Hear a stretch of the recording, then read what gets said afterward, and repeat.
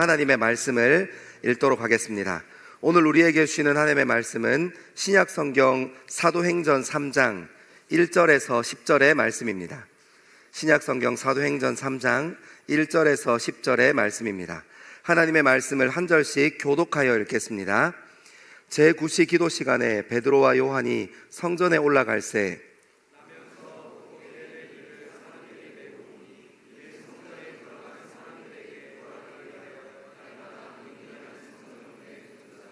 그가 베드로와 요한이 성전에 들어가려 함을 보고 구걸하거늘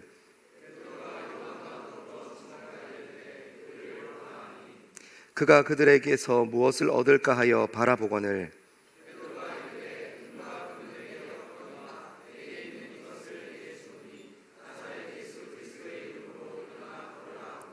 오른손을 잡아 일으키니 발과 발목이 곧 힘을 얻고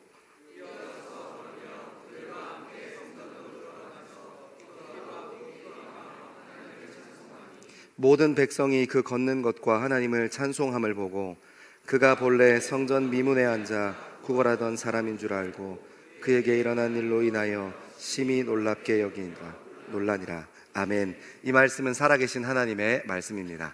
아멘. 여러분, 우리가 5월 달에 같이 사도행전 말씀을 따라 읽어 내려가게 됐어요. 여러분 5월 달, 6월 달 매일 성경 큐티책 구매하신 분들은 매일매일 좀 같이 따라가면 좋겠고, 또 구매하지 못한 분들은 이렇게 인터넷으로 검색하면 나온다는 제가 정보를 들었거든요. 꼭 인터넷으로 검색하셔서 뭐 길지 않아도 괜찮아요. 하나님께서 오늘 내 삶에 뭐라고 얘기하시는지 한번 귀 기울이고 그것에 집중하는 저와 여러분 되기를 소망합니다. 저는 사실 목회자인데 개인적으로 설교하는 일에 어려움을 많이 겪어요. 그래서 특히 설교하는 일 중에서도 본문을 정하는 데 시간이 되게 많이 걸려요. 이렇게 제가 안에서 두 가지 마음이 갈등하거든요. 저도 목회자고 사람이고 이 직업, 목회자라는 직업을 가진 사람이니까 뭔가 이 공동체에 지금 해야 하는 말을 막 찾으려고 할 때가 있어요. 내가 내 마음 안에 두 가지 마음이 있어서 그렇게 하나님의 말씀을 이용하려고 하는 때가 있는 것 같아요. 그래서 그것과 싸우는 일이 개인적으로 굉장히 괴롭고 힘듭니다. 근데 여러분 그거 알죠? 그냥 성경을 한 권 딱 정해놓고 순서대로 따라 읽어 내려가면 그러지 않아도 되잖아요. 그래서 그냥 저는 이렇게 말씀을 하나 딱 정해서 쭉 순서대로 따라 읽어 내려가는 편인데, 이번에는 같이 사도행전 큐티를 같이 묵상하면서 우리도 같이 쭉 따라 내려가는 저와 여러분 되기를 소망합니다. 우리가 사도행전을 같이 좀 읽어 내려가면서 먼저 확인하고 싶은 게 있어요. 그게 뭐냐면 왜 성령을 받아야 하는가 하는 거예요. 여러분, 초대교회는 성령을 받음으로부터 시작됐어요. 여러분, 너무 어제 조금 녹화를 떠서 보여주고 싶었는데 어제 오전에 토크 첫 번째, 그 알파 토크 첫 번째 성령이 누구인가 뭐 이런 강의를 최태양 전사님께서 하셨어요. 그 최태양 전사님께서 하셨던 말 중에 제 마음에 아직도 잊혀지지 않는 한 구절에 간증이 있는데, 그게 뭐냐면, 여러분, 성령님이 있습니다. 저는 원래 저만 아는 사람이었어요. 알파 들었던 분들은 그 떨리는 오조를 제가 그 감격을 좀 같이 나누고 싶은데 그러지 못해서 너무 안타깝네요. 저는 정말 저만 아는 사람이었어요. 심지어 엄마가 아플 때도 저만 아는 사람이었답니다. 근데 성령님께서 나를 찾아와 주셨어요. 성령님을 인격적으로 경험하기 시작했어요. 그리고 나서 제 인생이 변했어요. 누군가를 배려하고 누군가를 생각하는 사람으로요. 여러분, 사람 변하지 않는 거 알죠? 사람 안 변해요. 그 태양 전사님이 마지막에 이런 고백까지 덧붙였어요. 지금도 완전하지 않아요. 지금도 모든 사람을 다 품고 배려할 수는 없어요. 그냥 살다 보면 내 생각을 더 많이 하는 때도 있는 것 같아요. 근데 앞으로도 하나씩 변해갈 거예요.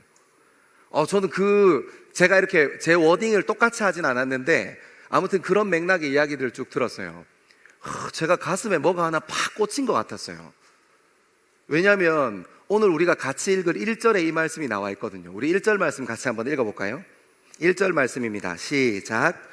제9시 기도 시간에 베드로와 요한이 성전에 올라갈새. 아멘. 여러분, 제9시 기도하는 시간에 베드로와 요한이 성전으로 올라갔다는 이 짧은 말인데요, 저는 이 말씀 때문에 성령 하나님으로 충만해도 우리 젊음을 성령 하나님으로 충만하는 일에 한번 던져봐도 좋겠다 하는 마음이 들었어요. 한번 생각해 볼까요? 유대인들은 습관을 따라서 특별히 예루살렘 안에 사는 사람들, 그러니까 대한민국으로 따지면 수도에 사는 사람, 서울에 있는 사람들요, 그냥 뭐 경기도, 분당, 용인, 수지 이렇게 번화한 곳 말고 우리가 흔히 얘기하는 한양이라고 얘기하는, 생각하는 사대문 안에 있는 서울이요, 예루살렘이 그런 곳이었어요. 유대인들에게 그 안에 있는 사람은 굉장히 특권의식을 가지고 살았어요. 여러분, 목회자들의 이야기라서 조금 불편할 수 있지만 실제로 우리나라의 강남권 안에 있는 교회는 그 지역에서 나고 자란 사람을 뽑으려고 해요. 우선순위로 목회자를 뽑을 때. 왜냐하면 강남의 문화를 이해하지 못하면 거기서 목회하기 힘들기 때문이에요. 그래서 실제로 이렇게 그런 일들이 교회 안에서도 일어납니다. 아무튼 그런 굉장히 이 자기네들이 자부심, 독특한 문화가 형성되어 있는 곳이 예루살렘이에요. 여기 있는 사람들은, 이 흩어져 있던 12지파에 흩어져 있던 사람들은 1년에 3번, 후대에는 이렇게 좀 지나가면서 디아스포라가 너무 넓은 범위로 이렇게 이방 지역으로 퍼져서 살게 되면서 유대인들이 1년에 한 번, 요즘은 어때요? 유대인들이라면 평생에 한 번은 그 예루살렘에 직접 방문해서 성전을 밟고 이렇게 성지순례를 하는 일들이 있습니다. 아무튼 예루살렘에 있었던 사람들은 1년에 3번, 1년에 한 번, 평생에 한 번이 아니라 하루에 몇 번씩 정해진 시간에 기도하러 올라가는 사람이었어요. 오늘 본문이 이렇게 시작합니다. 제9시 기도 시간에, 우리 시간으로 따지면 오후 3시쯤 돼요. 오후 3시에 정해져 있는 기도하는 시간에 기도하러 올라가는 사람이 있으니 그 사람이 누구냐라고 성경이 알려주냐면 베드로와 요한이라고 얘기해요. 여러분, 저는 이것 하나만으로도 충분히 우리 인생이 성령 하나님으로 충만하는 일에, 이것 하나만으로도 충분히 우리의 젊음이 성령 하나님으로 충만하여지는 일에 욕심내볼 만하다고 생각해요. 왜요? 베드로와 요한이 뭐 하던 사람입니까? 갈릴리 지방에서 그물질 하던 사람이었어요. 어부로 사는 사람이었어요. 여러분, 200년 전에 우리 민족이 살던 이 땅, 그때가 조선시대였어요. 그때도 200년 전에 대한민국은 철저한 계급주의 사회였어요. 태어난 것을 받아들이고 사는 사회예요. 양반으로 태어났으면 양반으로 살고, 쌍놈으로 태어났으면 쌍놈인 것을 받아들이고 살아야만 하는 그런 사회예요. 계급 사회에서는 직업을 옮기는 것, 사회적인 위치를 옮기는 일이 너무너무 거의 불가능한 그런 사회예요. 여러분, 그런데 예수님께서 돌아가시고 난 직후, 그러니까 지금으로 따지면 한 2000년쯤 전에 그 로마 문화와 그 고대인들의 문화가 어땠겠어요? 철저한 계급사회, 계급 문화였지 않겠어요? 자기가 아버지에게서 물려받은 그 직업을 다른 직업으로 바꾸는 일이 너무너무 힘들고 어려운 일이고, 사회적인 위치를 올라가는 일은 너무너무 힘들고 어려운 일이었어요. 근데 베드로와 요한이 어떤 사람이 된 겁니까? 예수 그리스도를 만났어요. 그의 연민 넘치는 가르침과 하나님 나라에 대해서 들었어요. 근데 그들은 한번 좌절하고 크게 실패합니다. 예수님의 십자가 앞에서요. 그들은 예수를 거절했어요. 그들은 예수를 피했습니다. 자기의 알량한 목숨을 지키기 위해서요. 하지만 예수님께서 그들을 포기하지 않았어요. 베드로와 요한이 잘나서 그들이 예수를 포기하지 않은 게 아니라, 그들은 실패했고 좌절했고 낙담했지만 하나님이 그들을 포기하지 않았어요. 그래서 성령을 주세요. 그게 사도행전 1장 2장의 내용이에요. 성령을 하나님께서 허락하시고 난 후에 베드로와 요한은 그 철저한 계급사회, 무너지지 않고 단단하게 쌓여져 있고 움직이지 않는 그 사회에서 어떤 사람이 된 거예요? 이제 더 이상 그물 깁는 일에 자기의 인생을 거는 사람이 아니고, 더 이상 오늘 내가 몇 마리나 물고기를 잡았냐, 얼마나 귀하고 돈 되는 물고기를 잡았냐, 거기에 생명과 목숨이 걸려있는, 인생이 걸려있는 사람이 아니라 제9시의 습관을 따라 기도하러 올라가는 사람이 된 거예요. 사랑하는 여러분, 저는 이 1절의 말씀 앞에서 제 인생을 읽어가시고 계신 하나님을 발견하게 됐어요. 우리의 젊음을 하나님의 말씀이 천천히 읽어내려가고 있다는 것을 발견했어요. 왜 그렇습니까? 우리의 인생도 예수 그리스도를 만나서 예수 그리스도가 우리의 젊음을 보호하시고 우리 인생을 지키시고 계시기 때문이에요. 여러분, 어쩌면 우리는 우리가 원하는 것이 원하는 때에 이루어지지 않아서 갈급할지도 모르겠어요. 내가 기도하는 것이 내가 기도하는 때에 이루어지지 않아서 하나님이란 분이 조금 답답해 보일지 모르겠어요. 하지만 여러분 기억하십시오. 하나님께서 여러분을 얼마나 지켜왔는지 여러분 우리의 인생을 잠깐만 열어봐도 알 수 있어요. 왜 알 수 있어요? 중학교, 고등학교 시절에는 모를 수 있지만 여러분의 나이가 되고 여러분의 친구들이 세상의 가치를 가지고 사는 친구들이 무엇의 안정감을 누리며 살아가고 있는지 보십시오. 술의 안정감을 가지고 살아가는 사람들, 외모의 안정감을 가지고 사는 사람들, 권력의 안정감을 가지고 사는 사람들, 유력한 인물이랑 더 가까이 지내고 싶어서 오랫동안 친하게 지내왔던 사람들을 손절하기에 바쁜 사람들, 술에 취해서 쾌락을 쫓는 사람들, 술에 안 취해도 쾌락을 쫓는 사람들, 자기가 열심히 일하고 봉사하고 헌신하고 자기의 젊음을 쏟은 것에 대해서 대가를 받고 보상을 받기 위해서 오늘도 그 쾌락을 쫓는 사람들, 그 사람들이 성인이 되고 나서 10년, 15년 동안 살고 난 후에 여러분 주변에 있는 사람이 어떻게 살고 있는지 주목하십시오.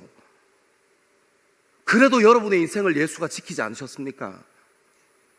우리가 수요일 저녁에 하나님 앞에 기도하러 나아가는 때 여전히 하나님께서는 내 기도 제목을 이루어주지 않으시고 내가 원하는 때 뭔가 이루어주지 않으셔서 답답한 마음을 가지고 수요예배 나갔던 것들, 그런 기억 있으시죠? 내 마음에 절망이 있고 공허함이 있고 열심히 살았는데 왜 내 젊음은 이 모양이냐 하는 마음으로 그래 하나님 앞에 나아가서 진짜 전심으로 한번 부르짖어 봐야겠다, 아니면 누군가가 기도하는 자리에 초청해줘서 그 자리에 한번 나가봐야겠다 하는 그런 마음 가지고 금요 철야 시간에 8시, 10시 되는 시간에 늦은 시간에 나와서 여러분의 인생을 그 자리에서 버텨보셨지 않습니까? 어쩌면 그 자리에서는 막 하나님께서 불로 임하셔서 우르쾅쾅 쉐쉐쉐 이렇게 하면서 막 기도야 들어서라 막 이렇게 막, 재미없어요? 재밌을 줄 알았는데 미안합니다. 또 분발 한번 해보도록 하겠습니다. 갑자기 여러분들이 너무 진지하게 듣는 것 같아서 한번 장난 한번 쳐봤어요. 여러분, 우리가 그런 마음 가지고 하나님께서 왜 우리 기도를 듣지 않는 거지? 왜 이것이 내 욕심을만을 위해서 이루고자 하는 것이 아닌데 하나님께서 왜 이 기도를 들어주지 않는 거지? 하나님께서 내 인생을 주목하시지 않으시나? 아니요. 베드로와 요한도 똑같았을 거예요. 얼마나 절망적이었겠어요. 하나님, 내가 예수를 버리지 않게 해달라고, 예수와 함께 죽으로자 가자고 했던 그 베드로가 예수를 버리고 난 후에 얼마나 절박한 마음으로 하나님 당신이 살아계시면 왜 내 기도를 들어주지 않으셨습니까? 하고 절박한 마음으로 부르짖고 찾지 않았겠습니까? 그것은 이루어지지 않았지만, 내가 원하는 것이 내가 원하는 때에 이루어지지 않았지만 하나님은 여전히 우리 젊음을 지키고 계세요. 여러분, 주일날 이렇게 한번 나오려면 어떻게 해야 돼요? 친구 관계, 같이 즐거운 관계들을 많이 포기하고 이 자리에 와야 하잖아요. 그래서 여러분 손해만 본 것 같습니까? 내가 친구를 만나지 못하고 교제하지 못하고 함께 시간 보지 못해서 그것이 나에게 내 인생의 마이너스고 손해인 것만 같습니까? 아니요, 여러분의 인생을 조금만 열어보십시오. 이 세상의 쾌락으로부터 하나님께서 우리 삶을 지키셨는지, 이 세상의 중독으로부터 하나님께서 우리 삶을 지키시고 계시다는 것을, 이 세상 사람들이 쫓아가고 언제든지 내 친구와 오랫동안 가까이 지냈던 것들을 버려가면서 성취하고자 그곳에 꽂혀서 달려가는 이 세상 사람들의 가치를 담지 않아서, 우리 젊음에 담지 않아서 우리가 얼마나 안전하고 굳건한 토대 위에 서 있는지 여러분 한번 기억해 보십시오. 여러분, 하나님의 말씀의 1절은 이렇게 얘기합니다. 제9시 기도 시간에 베드로와 요한이 성전을 따라 올라갔어. 사랑하는 여러분, 저는 이 말씀이 여전히 지금 우리가 함께 읽고 있는 2024년에도 이 말씀이 살아있어서 이 말씀이 여러분의 젊음을 읽어내려가고 있다는 것을 기억하게 되기를 소망합니다. 하나님께서 여러분을 지키십니다. 하나님께서 반드시 여러분의 젊음을 지키십니다. 제 아들 이야기 하나 할게요. 며칠 전에 어버이날이었죠. 저도 어버이예요. 어버이날 선물은 저희 집에는 안 주고 안 받는 건 줄 알았어요. 근데 우리 큰아들이 중2가 되었습니다. 이 친구가 뭔가를 하려고 이제 어버이 날이라서 뭔가 해주려고 하는 거예요. 제 마음이 쿵쾅쿵쾅했어요. 왜 쿵쾅쿵쾅했을까요? 사고만 치지 마라. 엄마한테 저희 아내를 통해서 얘기를 좀 들어보니까 이 친구가 엄마 아빠한테 미역국을 끓여주고 싶다고 했나 봐요. 그런 뉘앙스를 이렇게 좀 풍겼나 봐요. 그래서 저희 아내가 수요 예배 나오기 전에 물에다가 미역도 담궈 놓고 고기도 꺼내 놓고 이렇게 준비를 마쳤습니다. 그 친구는 아마 하나님께서 기도 드렸던 것이 눈앞에 펼쳐서 놀랐을 거예요. 난 아무한테도 이거 한다고 얘기 안 했는데 어떻게 이런 일이 일어났지? 막 이렇게. 아무튼 그렇게 주의 인도하심 가운데 이렇게 수요예배 마치고 딱 집에 들어갔지 않겠습니까? 미역국이 끓여져 있었어요. 와, 그거 되게 마음이 묘하더라고요. 여러분도 그 묘한 마음을 꼭 느끼게 되기를 소망합니다. 근데 더 아멘, 좋아요. 여기 역시 아멘이 커. 더 묘한 마음은 언제부터 임했냐면 거기에 있는 미역국에 있는 미역을 씹기 시작할 때부터였어요. 미역을 잘라 놓질 않은 거야. 미역을 시작했는데 이게 다른 것도 먹고 싶은데 계속 끝까지 먹어야 되는 거야, 이 미역을. 다 들어갈 때까지. 미역에 능력이 있고 생기가 살아있었어. 이렇게 끝도 없이 들어가더라고, 이렇게 계속. 제가 그 미역을 먹으면서 하나님한테 참 감사했어요. 제가 무슨 생각했는 줄 알아요? 제가 이 말씀을 주중에 묵상하고 있었잖아요. 하나님께서 우리의 젊음을 읽어 내려가시고 있구나. 하나님께서 우리의 젊음을 보호하시고 있구나. 제가 부모 되니까 그렇더라고요. 저는 저보다 제 아들 더 사랑하거든요. 만약에 누군가가 어떤 이 사건이 있어서 내 아들이 죽게 생겼는데 그 대신 아버지가 죽을 수 있어 하면 이 세상에 부모님 중에 망설이는 사람은 거의 없을 거예요. 여러분, 이건 부모가 돼야 알 수 있어요. 망설일 시간이 아깝죠. 전 진짜 저보다 제 두 아들을 더 사랑해요. 근데 생각해 보니까요, 그 친구들이 원하는 거, 필요한 거 다 안 들어줬더라고요. 그 친구가 원하는 것을 원하는 때에 다 안 들어줬더라고요. 근데 하지만 한 가지 확실한 것 있어요. 그 친구가 살아서 중2가 되었다는 거예요. 그 친구가 살아서 초등학교 4학년으로 살고 있다는 거예요. 여러분, 부모는 자녀를 전심으로 생명을 던져서 보호합니다. 전 여러분의 삶 가운데 하나님께서 보호하시는 그 하나님의 이 풍성한 은혜를 경험하는 저와 여러분 되기를 소망합니다. 이번 한 주간 한번 집중해 보세요. 우리가 이 말씀 쭉 따라 읽어 내려가고 있으니까 이번 한 주간 한번 집중해 보세요. 내가 원하는 건 안 들어주실지 모르지만 어떤 방법으로 나를 지키셨는지. 하나님 정말 기상천외한 방법으로 우리 인생을 지키시기도 하시거든요. 그렇게 거기에 마음을 두고 소망을 두는 저와 여러분 되기를 소망합니다. 우리 2절부터 4절의 말씀 같이 한번 읽겠습니다. 2절에서 4절입니다. 시작. 나면서 못 걷게 된 이를 사람들이 메고 오니 이는 성전에 들어가는 사람들에게 구걸하기 위하여 날마다 미문이라는 성전문에 두는 자라. 그가 베드로와 요한이 성전에 들어가려 함을 보고 구걸하거늘 베드로가 요한과 더불어 주목하여 이르되 우리를 보라 하니. 아멘. 여기 보니까 나면서부터 제 오후 3시에 이 기도하던 습관을 따라서 성전에 가고 있는데 거기에서 어떤 사건을 만나게 돼요. 어떤 사건을 만나게 되냐면 나면서 못 걷게 된 이를 사람들이 메고 왔어요. 이 사람이 구걸하는 사람이었어요. 그리고 그 위치를 무엇이라고 하냐면 날마다 미문이라 하는 성전문에 두는 자라. 실제로 이 미문은 아름다운 문이라는 표현이에요. 굉장히 아름답게 지어져 있어요. 그리고 그 문을 지나야 이방인의 뜰, 여인의 뜰, 유대인의 뜰 이렇게 그 성전 안으로 진입할 수 있어요. 그곳에 어떤 나면서부터 못 걷게 된 이를 사람들이 메고 와서 그 미문 앞에 두었다는 거예요. 여러분, 제가 이 나면서부터 못 걷게 된 이에 대해서 조금 생각해 봤어요. 이때 고대 사회는 의학적으로 기술이 잘 안 발달해 있던 때라서 미신적이고 주술적으로 해석하기를 좋아했어요. 그래서 장애가 있는 사람들을 하늘의 저주를 받은 사람이라고 했어요. 근데 사실 고대 사회로 좀 돌아가서 생각해 보면 그 사람들이 무엇을 하면서 먹고 살 수 있을까 해보면 방법이 없어요. 그 사람들은 구걸하는 거 외에 진짜 사람들이 얘기하는 것처럼 너는 하늘의 저주를 받았어 하고 그런 비아냥거림과 조롱을 온몸에 받으면서 그들이 뭔가 할 수 있는 게 없는 거예요. 구걸밖에 할 수가 없는 거죠. 근데 여러분, 조금 더 심각한 문제는 뭐였냐면 저는 이게 눈에 더 들어왔어요. 나면서부터 못 걷게 된 이를 사람들이 메고 오니, 저는 이게 자꾸 어떻게 들리냐면 이 메고 온 이들의 돈벌이 수단이었을 수도 있겠다 생각해요.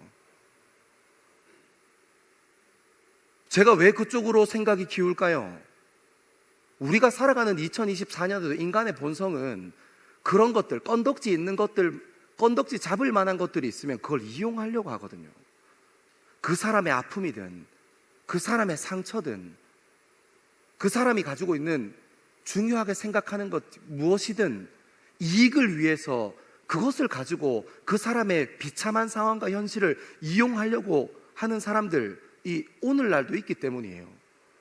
여러분, 그리고 그것에 제가 이게 설교를 준비하면서 책을 좀 찾아보니까 예수님 시대 때 예수님께서 성전 안에 들어가서 성전 안에서 장사하는 사람, 성전 안에서 환전하는 사람 막 다 조지고 쫓아내고 이 집은 만민이 기도하는 집이다 하고 얘기하시는 거 기억하시죠? 그러니까 이미 성전 안에 상권이 형성되어 있었어요. 그러니까 성전이 상권의 형태로 형성되어 있었다고. 그러니까 그 성전으로 들어가는 그 문 중에 가장 아름다운 문, 미문이라고 불리는 그 자리도 어쩌면 우리가 뭐 정확하게 이건 이런 거야 하고 딱 단정 지을 수는 없지만 거기도 상권 안에 포함되어 있을 가망성이 굉장히 높아요. 그 자리에서 구걸하면 구걸이 잘 되는 구걸 명당이니까요. 이 사람은 그런 마음으로, 그런 상황으로, 그런 환경으로 그 사람들에게 업혀서 나왔을지 모르겠어요. 억울하고 비참해도 상황이 어떻다고 하더라도 본인이 할 수 있는 게 아무것도 없는 거예요. 그리고 주변 사람들이 막 지나갑니다. 유대인의 저거의 전통에 따라서 기도하는 시간에 맞춰서 성전에 나와서 기도하고 예배하러 오는 사람들이 있을 때 손을 뻗거나 안전뱅이니까 움직이지는 못하고 손을 뻗거나 눈빛을 이렇게 좀 간절하고 애절하게 이렇게 눈빛을 보내거나 이런 표현들을 통해서 구걸하려고 하죠. 좀 한 푼만 주십시오. 100원만 주십시오. 500원만 주십시오. 1000원만 주십시오. 뭐 이렇게 얘기했지 않겠습니까?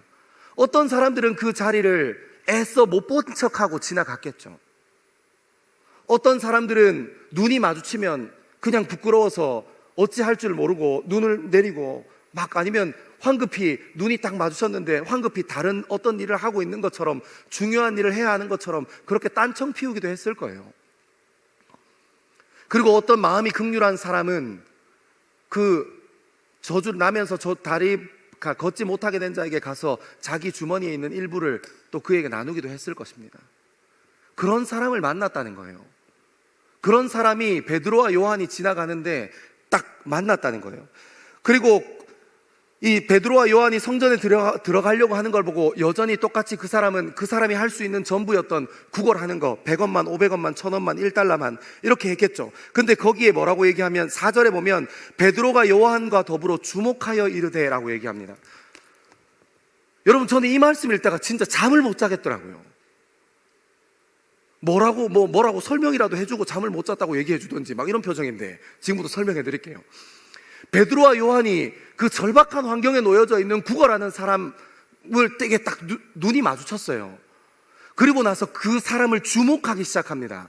4절에 보니까 더불어 주목했대요. 그러니까 베드로와 요한이 한 사람은 주목하고 있는데 한 사람은 눈이 마주쳤는데 한 사람은 뭐라도 한번 꺼내보려고 있나고 찾아보려고 하는데 야야 가자 이렇게 했던 게 아니라 두 사람이 똑같이 나면서부터 안전뱅이를 쳐다보고 있는 거예요. 주목했다는 거예요. 사랑하는 여러분, 이 시대의 많은 사람들도 그리고 우리 젊음도 무언가를 주목하면서 살아가요. 그런데 여러분, 우리는 무엇을 주목하면서 살아갑니까? 여러분의 젊음은, 여러분의 인생은 여러분이 살면서 무엇을 주목하고 살아가십니까? 유력한 사람과의 관계를 주목하면서 살고 계시지 않습니까? 좋은 직장을 주목하면서 살고 있지는 않습니까? 탁월한 성과를 집중하고 주목하면서 살고 있지 않습니까? 아름답고 멋지고 괜찮아 보이는 이성을 주목하면서 살고 있지 않습니까? 여러분, 우리 인생은 누구나 무언가를 주목하면서 살아갑니다. 그런데 성령에 충만했던 사람, 하나님을 인격적으로 경험했던 사람, 베드로와 요한이 두 사람이 더불어 합심하여 주목한 사람이 있으니 그 사람이 누구냐면 그 성전 미문에서 구걸하던 사람이었다는 거예요. 사랑하는 여러분, 성령으로 충만한 사람, 하나님과 인격적으로 교제하는 사람, 교회된 사람은 이 세상에 주는 가치에 집중하지 않고 주목하지 않고 하나님의 부르심에 주목하게 된다는 것을 기억하게 되기를 소망합니다. 여러분은 무엇에 주목하고 있습니까? 여러분은 정말 이 베드로와 요한처럼 교회에 나와서 말씀 읽고 성령 하나님을 구하고 기도하고 성령 충만함으로 하나님께서 여러분 젊음에게 주어주신 그 부르심에 주목하고 있습니까? 아니면 몸은 교회에 있고 오랫동안 교회는 다녔지만 여전히 이 세상의 것을 주목하고 쫓아가고 있습니까? 여러분, 주의 몸된 교회에 나와서 어떤 사람과 관계하고 대화하십니까? 어떤 사람들을 주목하십니까? 편하고 익숙하고 늘 만나왔던 사람들만 주목하고 있지 않습니까? 어쩌면 성전 미문에 앉아서 구걸하는 사람들 보듯이 나와 친하지 않은 사람, 나와 그렇게 관계없는 사람은 그냥 애써 외면하고 그냥 그렇게 주의 몸된 교회 안에서도 그렇게 살고 계시지는 않습니까? 사랑하는 여러분, 저는 이 더불어 주목하였다는 이 표현에 저와 여러분의 인생이 도전받게 되기를 소망합니다. 여러분, 우리가 젊음에 주목해야 할 것이 무엇입니까? 우리가 바라보아야 할 것이 무엇입니까? 하나님께서 우리를 무엇을 위해서 이 땅에 부르셨습니까? 하나님께서 우리 젊음을 어떤 일에 사용하고 싶어 하십니까? 여러분, 가슴 뛰는 일에 주목하십시오. 여러분, 하나님께서 여러분에게 주신 달란트를 따라 여러분이 젊음에 가슴 뛰는 일에 주목하십시오. 여러분이 마음이 설레고 그 자리에서 기도해야겠다, 내가 만나봐야겠다, 나에게 주시는 거룩한 부담감으로 여러분의 젊음이 뛰게 되기를 소망합니다. 여러분, 저는 여러분 하나님께서 여러분을 부르신 그 자리에서 여러분의 젊음이 뜨거워지기를 소망합니다. 여러분, 제가 어제 알파 19기 성령 수양회 때 막 열심히 기도하고 막 안수하고 있었어요. 그러다가 놀라운 일이 일어나지 않았겠습니까? 화재 발생. 그때는 전 되게 좀 심각했어요. 혜진이가 와서 막 뭐라고 하는데 애써 괜찮은 척 한다고 되게 마음이 어려웠어요. 왜냐하면 진짜 불이 났든 시스템이 고장이 났든 어때요? 책임은 누가 지는 거예요? 제가 져야 하니까요. 뭔가 빠르게 판단해야 할 때였어요. 되게 마음이 조급하더라고요. 근데 제가 조급한 것을 그러니까 알파 TF 팀들한테 가서 막 조급한 걸 막 티낼 수는 없잖아요. 그래서 이렇게 레드썬, 나는 조급하지 않다, 이렇게 그렇게 마음을 추스리고 괜찮아, 아무 일 없어, 괜찮아. 그렇게 막 지나갔어요.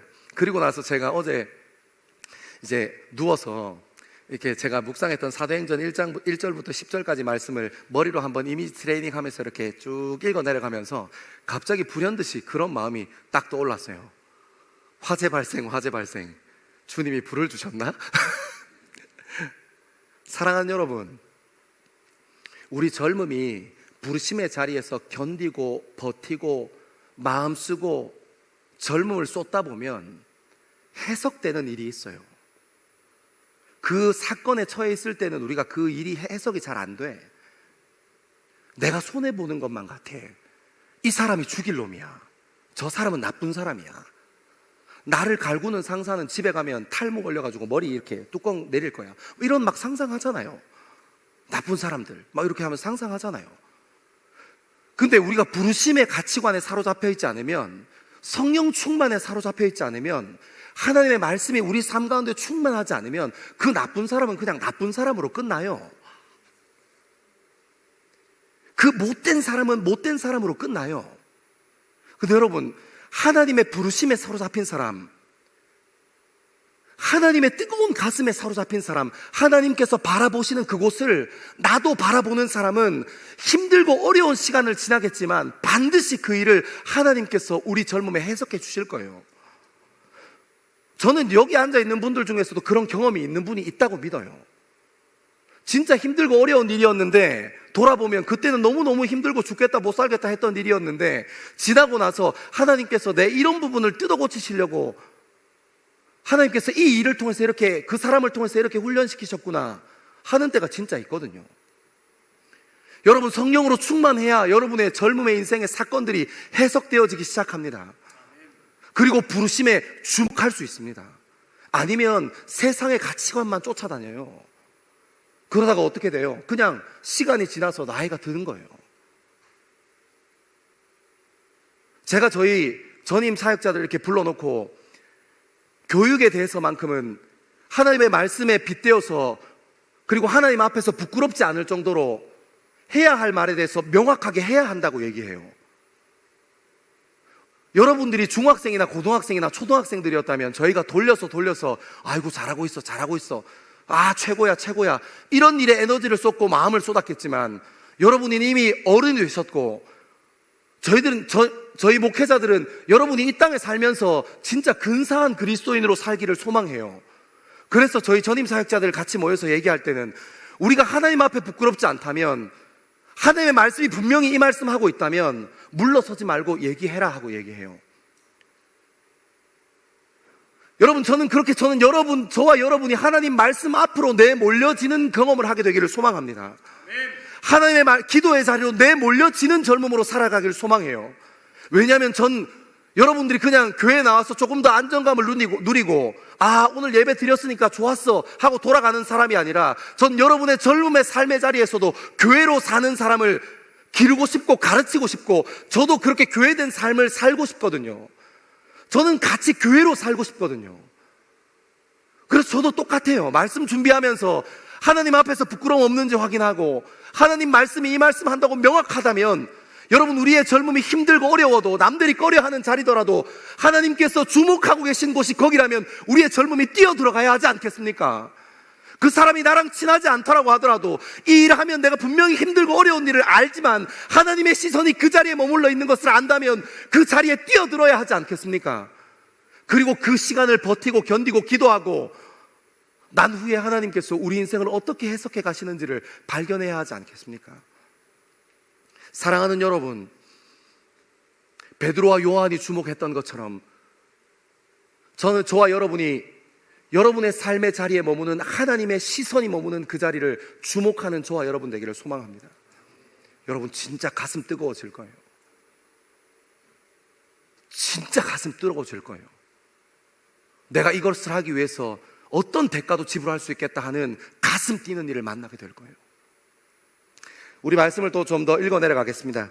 우리 5절과 6절의 말씀을 같이 한번 읽겠습니다. 5절과 6절입니다. 시작. 그가 그들에게서 무엇을 얻을까 하여 바라보거늘 베드로가 이르되 은과 금은 내게 없거니와 내게 있는 이것을 내게 주노니 나사렛 예수 그리스도의 이름으로 일어나 걸으라 하고. 아멘. 아멘. 여러분 조금 안타까운 사실이, 여기서 하나님께서 숨기지 않고 얘기하세요. 무엇을 얘기하세요? 하나님의 시선이 고정된 그곳, 하나님의 부르심이 있는 그곳이 힘든 곳이라는 거예요. 은과 금을 요구하는 자리라는 거예요. 우리의 노력과 우리의 젊음을 요구하는 자리라는 거예요. 하나님의 부르심은 탄탄대로만 있지 않아요. 하나님께 숨기지 않으세요. 그리고 그 자리에 가서 무엇을 경험하게 하세요? 그 부르심의 자리, 하나님의 시선이 머무시는 그 자리가 이 세상 사람들이 얘기하는 그 가치, 이 세상 사람들이 얘기하는 그 신념, 이 세상 사람들이 얘기하는 물질, 이 세상 사람들이 얘기하는 가치관으로 승부 볼 수 있는 데가 아니라 뭐라고 얘기하는 거예요? 베드로와 요한을 통해서 무엇을 선포하세요? 은과 금은 내게 없지만 내게 있는 것을 이것을 너에게 주노니 나사렛 예수의 이름으로 일어나라 얘기하는 거예요. 사랑하는 여러분, 우리 인생의 승부가 어디에 걸려 있다는 겁니까? 예수 그리스도에게 걸려 있다는 거예요. 우리의 젊음이 어디에 걸려 있다는 겁니까? 예수 그리스도에게 걸려 있다는 거예요. 우리의 가정이 어디에 걸려 있다는 겁니까? 예수 그리스도에 걸려 있다는 거예요. 우리의 관계가 어디에 걸려 있다는 겁니까? 예수 그리스도에게만 걸려 있다는 거예요. 여러분의 미래가 어디에만 걸려 있다는 겁니까? 예수 그리스도에게만 걸려 있다는 거예요. 사랑하는 여러분, 우리가 그 자리에 들어가서도 이 세상의 가치를 찾고, 우리가 직장에서도 이 세상이 추구하는 것을 쫓아가야 할 것 같지만 아니라는 거예요. 그 자리에 진짜 필요한 것은 예수 그리스도가 필요하다는 거예요. 여러분 친구 관계에 있어서, 여러분이 정말 아름답게 사랑하는 친구 관계에 있어서 무엇이 더 있어야, 얼마나 많은 돈이 있어야 그 친구와의 관계가 아름답겠습니까? 아니요. 그 자리에 필요한 것은 예수 그리스도의 사랑이 필요해요. 우리가 예수 그리스도를 향한 깨끗함, 정결하려고 애쓰고 노력하고 주님 앞에서 치열하게 거룩함을 따라 살려고 하는 그 거룩한 마음이 필요한 거예요. 여러분이 나중에 가정을 이루어서 여러분과 배우자의 관계 사이에서 무엇이 필요하겠습니까? 많은 돈이 필요할까요? 좋은 지식이 필요할까요? 좋은 직업이 필요할까요? 돈 있고 좋은 직업이 있으면 조금 더 편하게 살지 모르겠습니다. 하지만 여러분, 배우자와의 관계에 있어서 가장 중요한 것은 깨끗함이에요. 믿음이에요. 그 사람이 다 아무리 억만금을 가지고 와도, 이 배우자 얘기하니까 감동이 없네. 갔다 온 사람 없습니까, 여기? 이게 마음에 팍 꽂혀야 되는데. 여러분, 제가 저희 아내가 있는데, 제가 막 이만한 다이아몬드 막 이렇게, 저희 아내랑 13년 살았는데 다이아몬드 받아라 이렇게 해서 갖다 주면 저희 아내가 좋아할 것 같아요? 양말이나 잘 넣어.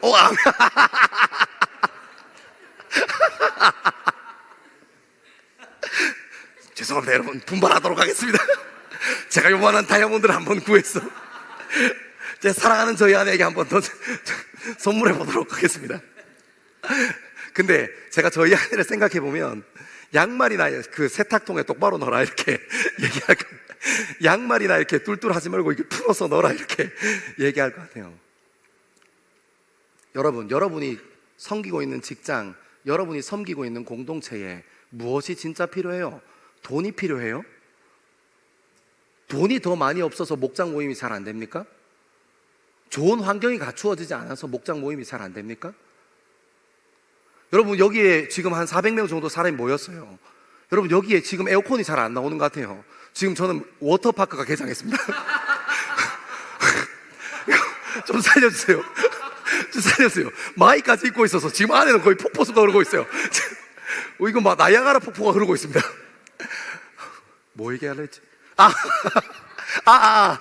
여러분, 우리가 에어컨 나오지 않아요. 그렇다고 해서 우리 예배가 뜨겁지 않습니까? 우리 찬양이 충만하지 않습니까? 에어컨이 나와야 찬양이 충만합니까? 에어컨이 나와야 손부채질하고 있으면 우리 예배가 하나님의 말씀이 뜨겁지 않습니까? 아니요. 이 예배에도 여전히 필요한 것은, 우리가 무엇으로 우리의 젊음의 승부를 볼 수 있느냐 하는 질문에 대답할 수 있는 것은 예수 그리스도 한 분으로 승부 보는 게 옳습니다. 여러분, 저는 여러분들이 어떤 문제에 처하든지 그 문제보다 더 큰 예수 그리스도에게 집중하게 되기를 소망합니다. 여러분, 예수 그리스도가 필요합니다. 그 자리로 우리를 부르세요. 우리 마지막으로 한번 읽어보겠습니다. 7절부터 10절까지 말씀입니다. 7절부터 10절 시작. 오른손을 잡아 일으키니 발과 발목이 곧 힘을 얻고 뛰어 서서 걸으며 그들과 함께 성전으로 들어가면서 걷기도 하고 뛰기도 하며 하나님을 찬송하니, 모든 백성이 그 걷는 것과 하나님을 찬송함을 보고 그가 본래 성전 미문에 앉아 구걸하던 사람인 줄 알고 그에게 일어난 일로 인하여 심히 놀랍게 여기며 놀라니라. 아멘. 아멘. 사랑하는 여러분, 오른손을 잡고 당겼어요. 그러니까 발목에 힘을 얻고 일어나는 거예요. 우리 일생에, 우리 젊음에 왜 하나님께서 역사 안 하는 거예요? 우리가 일어나 걸으라고 선포는 많이 해요. 믿음으로 기도는 엄청 해요. 용하다는 목사님도 찾아가 보기도 해요. 근데 우리는 뭘 안 하는 거예요? 일어나 걸어라 하는 믿음은 있는데 손을 내미는 믿음은 없는 거예요. 그것이 잘못된 건 줄 알고 예수 그리스도로만 충만해야 함을 아는데, 그것을 아는 일에 머물러 있지 그렇게 말씀을 살아내려고 도전하지 않아요. 손을 내밀어 보지 않아요. 그렇게 살아보려고 포기하지 않아요. 그렇게 살아보려고 선택하지 않아요. 그렇게 살아보려고 집중하지 않아요. 어쩌면 그래서 우리 인생에 하나님의 일이 일어나지 않을 수도 있어요. 손을 내밀고 잡아 당겼더니 발목에 힘을 얻었대요. 여러분, 안전뱅이는 이제 더 이상 어떻게 하면 좀 더 현명하게 구걸할 수 있을까? 그 인생의 질문이었던, 어떤 방식으로 구걸하면 오늘은 조금 더 나은 대우를 받을 수 있을까? 나를 등에 업고 성전 앞 미문에 내려준 사람에게 어떤 스킬을 가지고 있어야, 어떻게 불쌍한 표정을 지어야, 어떤 사람의 바지가랭이를 붙잡아야 그 사람의 주머니에서 돈이 나올 수 있을까 하고 그 인생의 질문을 품고 있었던 그 안진뱅이에게 성령으로 충만했던 사람, 부르심의 자리를 명확하게 알았던 사람, 그 그리스도인 한 사람이 그 자리에 가서 손 내밀고 예수 그리스도의 이름으로 당기기 시작했어요. 그러니까 이 사람의 질문이 완전 바뀌어버려요. 사랑하는 여러분, 이 안전뱅이의 질문이 바뀐다고요. 예수 그리스도가 우리 삶에 손 내미실 때 믿음으로 아멘 하는 결단이, 믿음으로 살아가고 있다고 발버둥치는 그 결단이 우리 젊음의 질문을 바꾸게 될 것입니다. 여러분의 젊음의 질문을 바꾸어 낼 거예요. 무엇으로 바뀌었습니까? 이제 나는 저주받은 사람이 아니야. 그래서 어디로 들어갔어요? 성전 안으로 들어갔어요. 여러분, 그는 더 이상 하늘의 저주를 받은 사람으로 살지 않았어요. 그는 더 이상 실패하고 좌절한 인생으로 그의 인생을 살지 않았어요. 예수 그리스도를 만났고 예수 그리스도의 부르심이 있는 곳을 통해서 다시 한번 새롭게 세워진 그 사람은 이제 더 이상 하늘의 저주를 받은 사람이 아니라 하나님 앞에 나아가서 찬양하고 예배하기를 기뻐하는 사람으로 그 사람의 인생이 옮겨간 거예요. 이제 전혀 다른 질문을 하면서 살아갈 거예요. 이제 더 이상 구걸하는 질문을 하면서 살지 않을 거예요. 그 사람은 어떻게 하면 내 삶을 주님께 드릴 수 있을까 고민하는 사람이었어요. 우리가 읽진 않았지만 4장 14절 한번 띄워주시겠어요? 14절 한번 같이 읽겠습니다. 시작. 또 병 나은 사람이 그들과 함께 서 있는 것을 보고 비난할 말이 없는지라. 한 번 더 읽을게요. 시작. 또 병 나은 사람이 그들과 함께 서 있는 것을 보고 비난할 말이 없는지라. 여러분, 이 말씀은 예루살렘 공의회에 베드로와 요한이 끌려갔어요. 예수의 이름으로 부활이 있다 얘기하지 마라, 예수의 이름으로 구원이 있다 얘기하지 마라 얘기하는 그 자리에서 발목에 힘을 얻었던 안전뱅이는 그 자리에 서 있었어요. 왜요? 내가 죽을 자리가 여기구나라는 걸 알았기 때문이에요. 사랑하는 여러분, 저는 여러분이 죽을 자리를 찾는 여러분 되기를 소망합니다.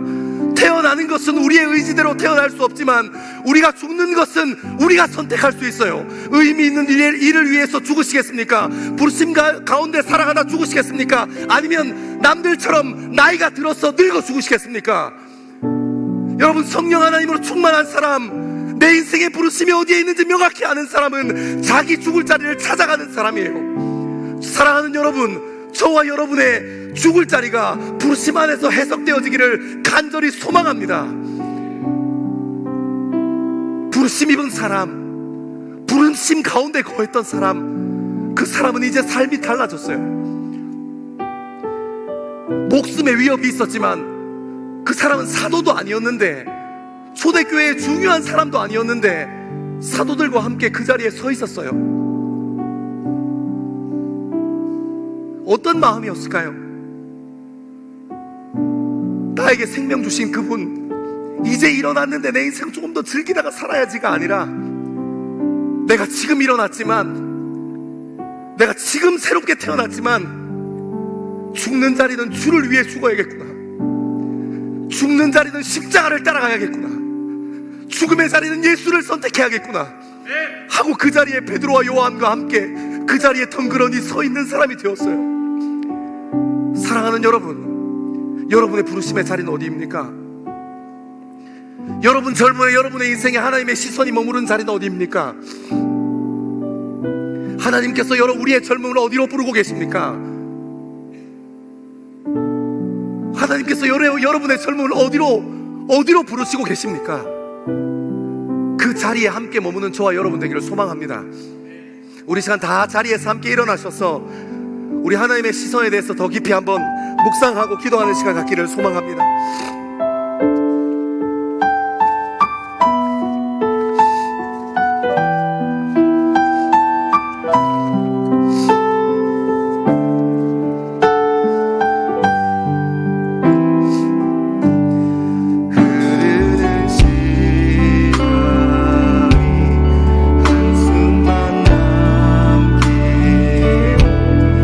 반복된 실패 속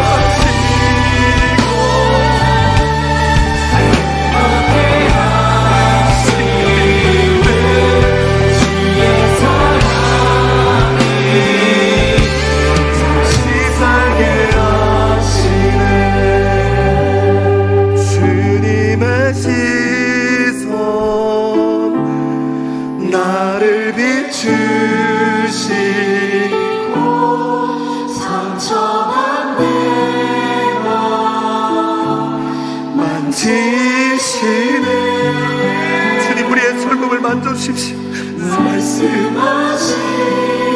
주님, 우리 젊음에 말씀하여 주십시오. 회복해 하시네 주의 사랑이 다시 살게 하시네. 사랑하는 젊은 그리스도인들, 이 시간 우리가 주님을 주목하게 되기를 소망합니다. 우리가 원하는 것이 원하는 때에 이루어지지 않았어도 하나님께서 우리의 젊음을 지켜오셨던 것을 다시 한번 기억하고, 우리 인생 가운데 하나님께서 주목하시고 집중하시는 곳에 우리의 젊음도 주목하고 집중하는 젊음 되어지기를 간절히 바라고 소망합니다. 우리가 시간 함께 기도할 때 하나님, 우리의 소망이 부르심입니다. 우리의 소망이 주님께서 주목하시는 곳입니다. 주님, 당신이 우리의 젊음의 전부입니다. 우리 이 시간 그렇게 주의 이름 3번 크게 부르고 함께 기도합니다.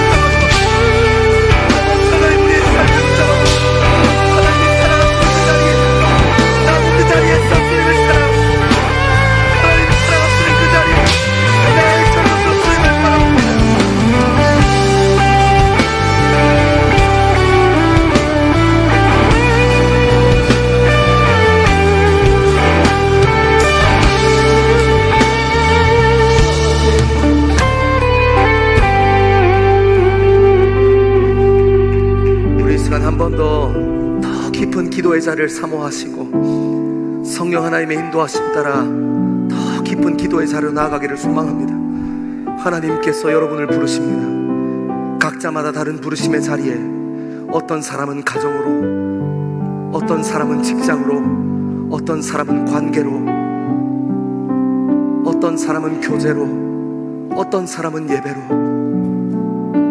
우리 삶 가운데 하나님께서 부르시는 그 자리를 우리도 함께 주목하게 하나님께서 우리의 삶을 인도하여 주시고, 하나님께서 주목하시는 그 자리를 내 젊음으로 품어 사랑할 수 있는 우리들 될 수 있기에 우리 더 깊은 자리를 사모하시면서 이 시간 잠잠히 기도하는 자리로 나아가겠습니다. 기도하겠습니다. 아버지 하나님, 아버지 하나님,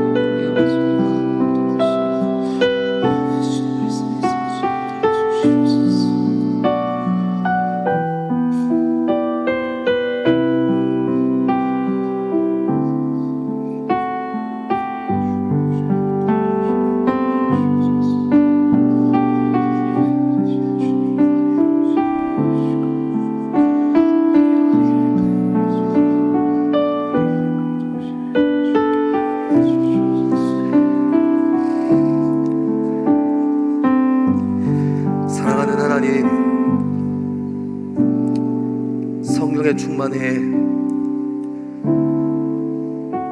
자신의 나고 자란 직업으로 살지 아니하고 주님을 예배하는 사람으로 살았던 것처럼 하나님께서 우리 인생에 간섭하셔서 하나님께서 우리 인생을 인도하신 우리 젊음의 이야기들이 해석되어지고 이해되어질 수 있게 우리의 눈을 열어주시고 우리의 마음을 열어주옵소서. 예수 그리스도를 인격적으로 만나고 성령으로 충만한 베드로와 요한이 아무도 주목하지 않았던 안전뱅이를 주목한 것처럼 우리의 젊음에도 하나님께서 주목하고 계신 것들 발견할 수 있게 주님이 인도하여 주십시오. 그 자리에서 예수의 마음으로 사랑하고 예수의 마음으로 살아내고 예수의 마음으로 말하고 예수의 마음으로 기도하고 예수의 정신으로 함께 익어져 갈 수 있게 주님 인도하여 주옵소서. 감사합니다. 이 모든 말씀을 사랑하는 예수님 이름으로 기도합니다. 우리의 젊음의 중심을 예수 그리스도 앞에서 시작하기를 결단하고 하나님의 말씀을 살아내는 일에 젊음의 중심을 세우기로 결단하는 젊은 그리스도인들과 예배를 사모하는 하나님의 백성들 위해 하나님께서 선포하신 복을 선언합니다. 여호와는 내게 복을 주시고 너를 지키시기를 원하며 여호와는 그의 얼굴을 내게 비추사 은혜 베푸시기를 원하며 여호와는 그의 얼굴을 내게로 향하여 드사 평강 주시기를 원하노라. 아멘.